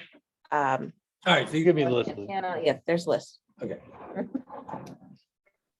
Thanks, Kevin. Is that going to be the regular time slot, or will that be discussed? I think then it should be up to the board members to, or the committee members to determine what's going to work best for them after the first. We don't need a resolution for that, correct? Correct. Okay, good. The water and sewer budget transfer to increase personal services, SW 83-101, $7,118, and to decrease health insurance, SW 9060 by 7118. And this is auditing for the 2021 I would make that motion. I'll second. Any discussion? All in favor? Aye. Opposed? Okay, now 6.13 additional funds to contract for consultant Peter Manning. Right now, we are starting to go over what we had for the grant monies in order to fill the rest of what we do. He is going to provide for us for the next meeting, a budget to go forward, so we have an idea. But in the meantime, we have gone over by about $800 for paying him. So I'm looking for $1,000 additional funds to put towards the contract for consultant Peter Manning. I will make that motion. Second, I'll second. questions? That comes out of what? That will probably come out, I gotta look and see, I didn't check before tonight, the zoning, we have a zoning line. And we do have a contingency line, so we'll see what we're not using the most of. All in favor? Aye. Opposed? I have a feeling we'll be using. Oh, yes, I do too. Budget modification for unallocated insurance to increase A 1910.4 by $5,721 and decrease contingency A 1990.4 by $5,724. I don't think I effectively figured out our unallocated insurance with the two new trucks or the new trucks in the highway and then with the extra stuff in the building. So that one's on me. I would make a motion for those modifications. And I'll second it. All in favor? Aye. Opposed? And I've got a letter from the Arts Alliance for a road closure for their 32nd annual River Fest, For July. which will be Sunday, July 24th from 7 a.m. to 6:30 p.m. The Right. event will be open to the public from 10 a.m. to 4 p.m. Vendors setting up at 7:30. Expect to be cleaned up and out by 6:30. Shortly before the event, they will provide the use town of Tustin with a certificate of insurance, naming the town as additional insured. I think they're pretty familiar with what the. I'll make that motion. I will second. All in favor? Aye. Aye. Opposed? Is there any other new business that I've missed? I will reopen the floor for public comments. Can I have a question? Absolutely. But you got to come up here so they can hear you on Zoom. And just state your name again. Hi, I'm Vicki Harris, and it is that a microphone? Okay. That's a Zoom microphone. I'm Vicki Harris, and it's a question about the river cleanup grant that is not going to be done. Is that for time constraint reasons? Yes, normally we would put something like that out to bid to get people to bid on it. We've only got 11 days to do it. Right. Okay. Is there any way that it could get done? Volunteers? Yeah, I mean, well, volunteers can do anything. that's true, but would it be a recommended thing for a volunteer to do? Jesse Canoe used to have their own volunteer day where they would do a river cleanup for Uh-huh. several miles. Has anybody ever done it before? I mean, I know I can go look it up, but just, off the top of my head, I was wondering if any of y'all had done it and what part of the river it entailed or anything like that. For this particular cleanup grant, Yeah. it would be specific to the townships for the shorelines in the town of Tustin. Okay. Susan, did you get corrected? We're talking about the one that's the Sea River. Yes. Yeah, where the grant that's due the 22nd. Right, and what an example of that would be Damascus would get their 4-H group together and the kids would all be given T-shirts and they all go down and clean out the access. This is a grant she's talking about. And that's how that grant works. It's really, I think, it doesn't have a lot of rules, but its intent is to get the community involved in a project which Okay. cleans up the shoreline of the river. Okay, in Tustin Township, this is, Yes. okay, thank you. You're welcome. Vicky, can I ask you a question? Certainly. Were you asking for, with the volunteerism, were you asking to write the grant? Not myself, no. Okay. I'm just gonna spread the word of what. You become the best friend of Jane. But that comes up every year. That's always gonna Okay. happen. So if you have a group, you can kind of pencil that in and always just call the UDC and get the dates. Gotcha. But if you think of a worthy project, they would be happy to give you, it's not a big grant. It's not a big grant.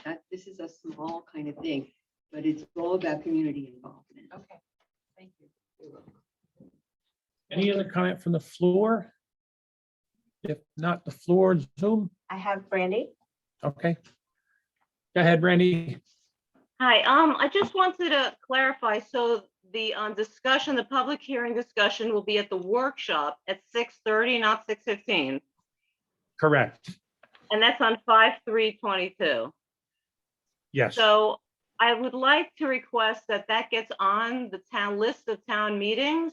And I'd also like, I don't know why the last two workshops have not been listed. I'd like them listed from 4/5/22 and 3/1/22. They're not existent, and I'd like them all to have agendas. No less minutes, but that never happens because I'm not sure with a workshop if you do that, but at least an agenda. So people understand that's a kind of a huge discussion at a workshop that no one ever goes to because they don't know about it. Why would That's you? usually why there's usually not an agenda on the work sessions because we're putting the agenda together, but we can certainly put something out for you. I mean, I've looked at the past and there have been agendas just to outline possible discussion. It doesn't be written in stone, but why are you not doing that before the next town board meeting and you get a lot of response and interaction? Yeah, we can put something together. No, I'm just asking why you would choose to do it on a workshop meeting instead of the town board meeting. Just Oh, one. I think that's because we're not planning on having a lot to do with that work session, and we got a feeling that probably this will be a well-attended public hearing. And right now, we're 2 hours into a meeting, which I actually thought was pretty good with the public hearing for the zoning. I expect that we'll be able to allot a little bit more time during our workshop session. Because we're not going to be hindered by old business, new business reports. We can spend much more time on it than trying to limit you to 3 minutes in speaking. Maybe we could do 5. Is that something we could add to the EDM? Yeah. This way, everybody would, because it is a fairly large, Yeah, I think that would be good. I don't see Brandy? why not.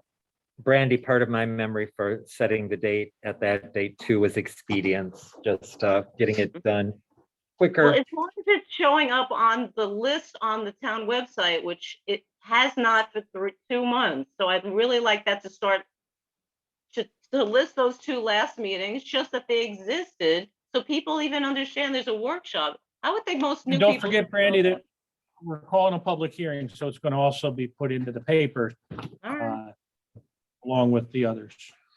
okay. The website is doable too? Yeah. I don't- Okay, we can that's put it all on- I'm yeah. asking for. And there- along that's- with everything. And that's what, like Crystal was saying, she'll also put it on the EDM that goes out for the cleanup day.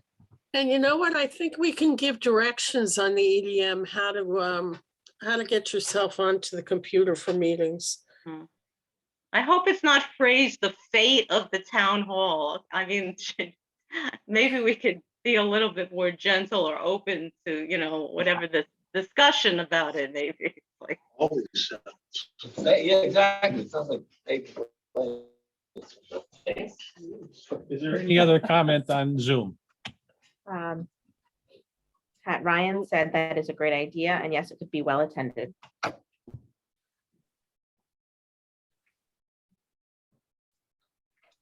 Word comment? Ruth, you're the chair of the parking. Meeting about the workshop.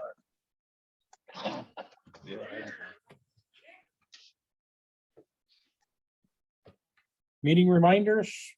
We'll have the public hearing on the 3rd. What else do you have on there that I didn't put on mine?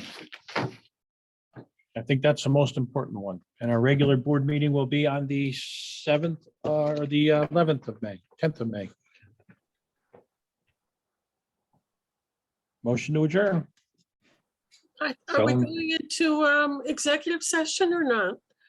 Are now going into an executive session. Why is Oh, that on there? okay. It was, You put it there. I did put it there because we were supposed to. Okay. No, there was thought that we are, but there's now not the reason. Okay. So So- moved. Jane, feel better. Okay, 8:20. We know the answer to this. Now that we need a tank diver, where's Lloyd